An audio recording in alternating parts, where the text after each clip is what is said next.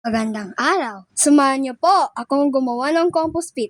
Kailangan po natin ng mga tuyong dahon, tubig, mga pinagbalatan ng mga gulay at prutas na nabubulok, pira-pirasong karton o papel, dinurog na balat na itlog, at lupa. Timba na may takip, face mask, at guantes.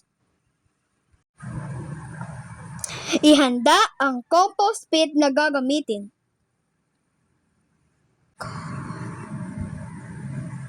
Maglagay ng mga tuyong dahon.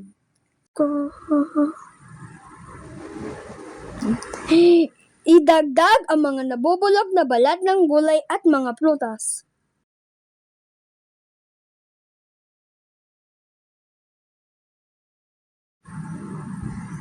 Maglagay din ng mga karton o papel. Ilagay na rin natin ang mga dinurog ng balat na itlog. Maaari din maglagay ng mga dumi ng hayop. Lagyan ng mga manipis na batong ng lupa. Diligan na kaunti upang manatiling mamasa-masa. Ulitin ang pagpapatong ng tuyong dahon. Bubulok na balat ng mga prutas at gulay. Pira-pirasong karton. Balat ng itlog. At lupa. Haluin ang lupa minsan sa isang linggo upang mapasukan ng hangin.